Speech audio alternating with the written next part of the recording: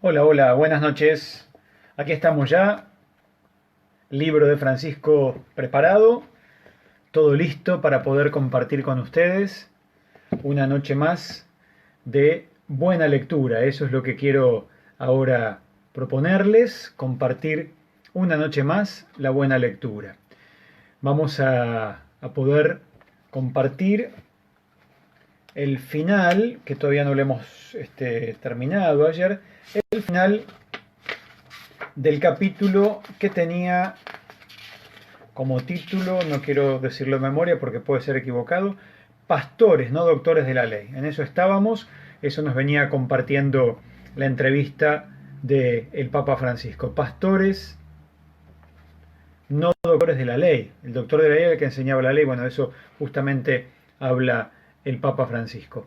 Y falta todavía concluir con algunos puntos, algunas preguntas y respuestas que hace justamente Francisco sobre esto. A ver si estoy bien. Quiero compartir lo que voy a leer junto al Facebook también de comunicación parroquial. Ahí tendría que estar saliendo. Ahí está. Para que lo vean también no solamente bien, los que, los que me siguen por mi Facebook, sino también por comunicación parroquial. Ayer habíamos concluido la lectura en la parte donde Jesús, el Papa contaba cómo Jesús rompe algunas reglas para poder estar cerca de las personas sufrientes, como en el caso del leproso que prefería el riesgo del contagio, pero no dejar de lado al sufriente. Entonces, el autor Tornielli le hace la siguiente pregunta a Francisco. ¿Y qué hay del riesgo de contagio, del riesgo de dejarse contaminar? El Papa responde, hay que entrar en la oscuridad de la noche, en la noche que atraviesan tantos hermanos nuestros, ser capaces de entrar en contacto con ellos, de hacer notar nuestra cercanía, en contacto con ellos, estar ahí, sin dejarnos envolver y condicionar por esa oscuridad, ir hacia los marginados, hacia los pecadores, no significa permitir a los lobos entrar en el rebaño. Significa tratar de llegar a todos testimoniando la misericordia, la que hemos experimentado nosotros, en primer lugar, sin caer jamás en la tentación de sentirnos como los justos o los perfectos. Cuanto más viva está la conciencia de nuestra miseria y de nuestro pecado, cuanto más experimentamos el amor y la infinita misericordia de Dios sobre nosotros, tanto más somos capaces de estar frente a los muchos heridos que encontramos en nuestro camino con una mirada de bienvenida y de misericordia. Y en consecuencia, evitando la actitud de quien juzga y condena desde la atalaya de su propia seguridad, buscando la paja en el ojo ajeno sin ver nunca la viga en el propio. Acordémonos siempre de que nuestro Dios celebra más a un pecador que vuelve al redil que a 99 justos que no necesitan conversión. Cuando alguno empieza a descubrirse enfermo del alma, cuando el Espíritu Santo, es decir, la gracia de Dios, actúa y mueve el corazón hacia un inicial reconocimiento del propio pecado, debe encontrar las puertas abiertas, no cerradas. Debe encontrar un buen recibimiento, no juicio, prejuicio o condena. Debe ser ayudado, no rechazado o mantenido en los márgenes.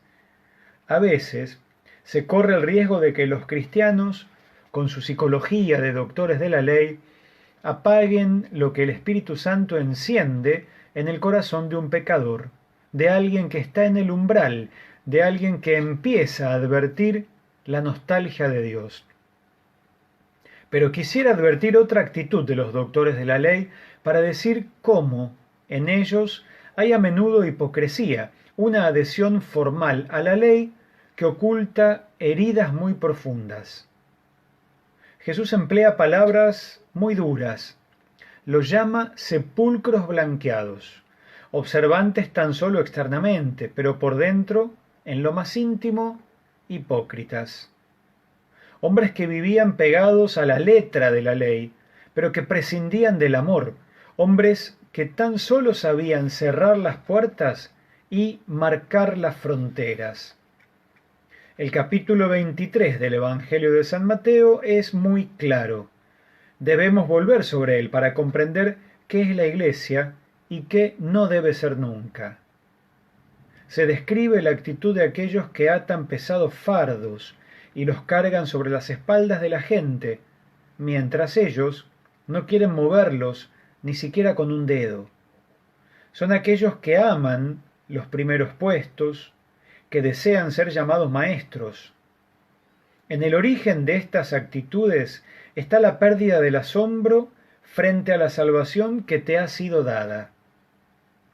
Cuando uno se siente un poco más seguro, empieza a adueñarse de facultades que no son suyas, sino del Señor.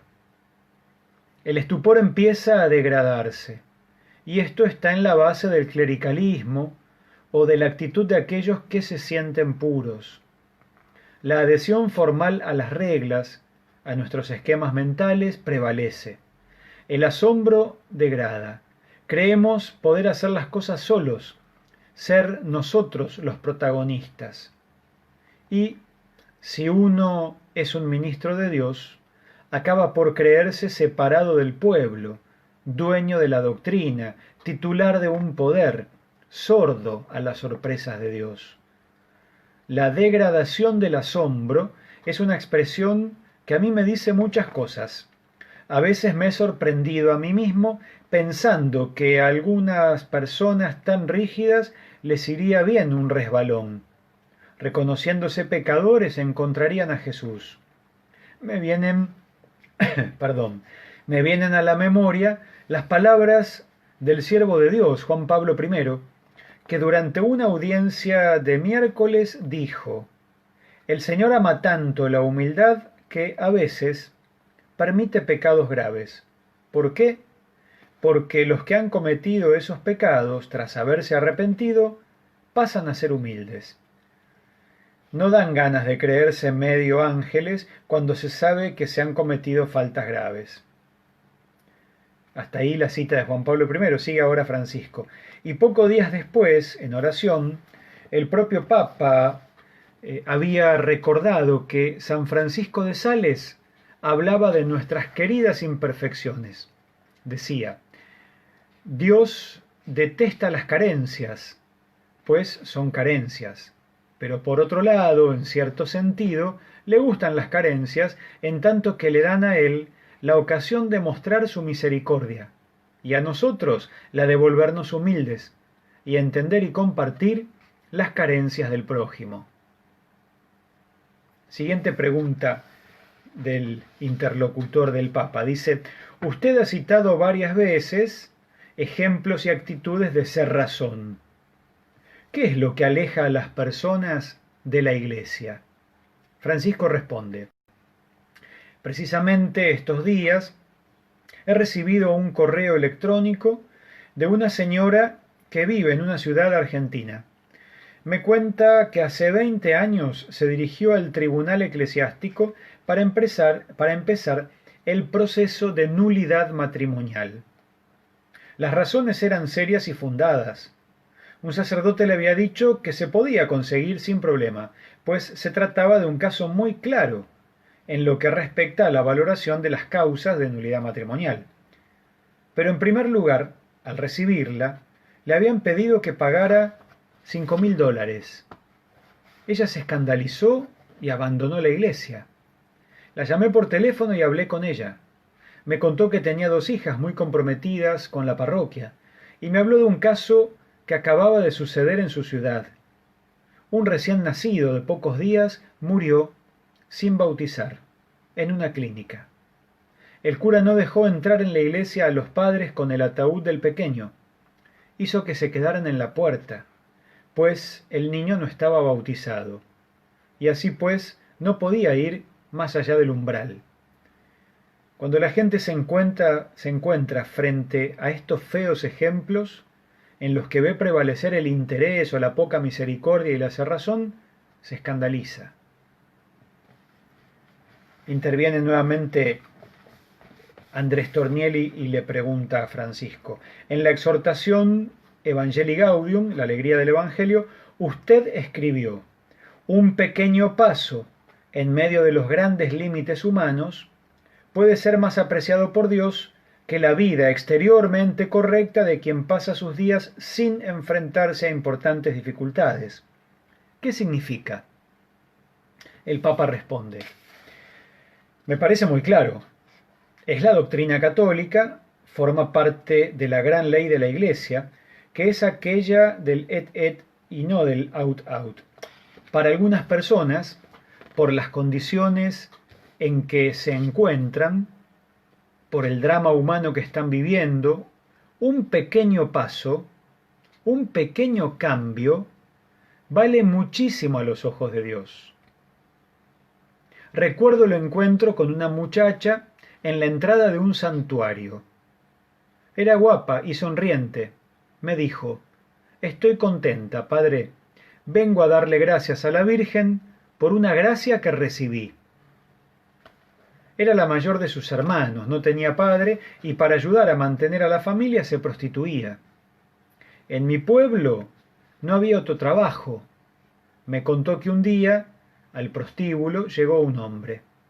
Estaba allí por trabajo, venía de una gran ciudad. Se gustaron y al final él le propuso que lo acompañara. Durante mucho tiempo ella le pidió a la Virgen que le diera un trabajo que le permitiera cambiar de vida. Estaba muy contenta de poder dejar de hacer lo que hacía. Yo le hice 2 preguntas. La primera tenía que ver con la edad del hombre que había conocido. Intentaba asegurarme de que no se tratara de una persona mayor que quisiera aprovecharse de ella. Me dijo que era joven, y después le pregunté: ¿y te casarías con él? Ella contestó: yo quisiera, pero no oso aún pedírselo por miedo a asustarlo. Estaba muy contenta de poder dejar ese mundo donde había vivido para mantener a su familia. Otro ejemplo de gesto aparentemente pequeño, pero grande a los ojos de Dios, es el que hacen tantas madres y esposas que el sábado o domingo hacen cola en la entrada de las cárceles para llevar comida y regalos a los hijos o a los maridos presos. Se someten a la humillación de los cacheos, no reniegan de sus hijos o maridos que se han equivocado, van a visitarlos. Ese gesto en apariencia tan pequeño y tan grande a los ojos de Dios es un gesto de misericordia, a pesar de los errores cometidos por sus seres queridos. Bien, aquí terminamos el capítulo 6 de este libro llamado El nombre de Dios es misericordia, entrevista al Papa Francisco a cargo de Andrés Tornielli, un escritor italiano. Mañana les propongo comenzar el capítulo 7. No sé si lo leeremos todo el libro, falta bastante, saben que me gusta irme echando con otros autores. Pero el capítulo 7 tiene un título que es llamativo. Pecadores sí, corruptos no. Así se llama. Así se llama y bueno, tiene más o menos unas 8 o 9 páginas, que es lo que cada capítulo dura, y varias preguntas obviamente interesantes del autor, y el Papa va respondiendo en este modo tranquilo, sencillo, como de charla, ¿no? Así que los espero, los invito a que mañana nuevamente nos encontremos a compartir la buena lectura. Y saludo por este medio, junto a todos los que nos siguen, los que escuchan, los que leen, los que comparten y replican también en su Facebook.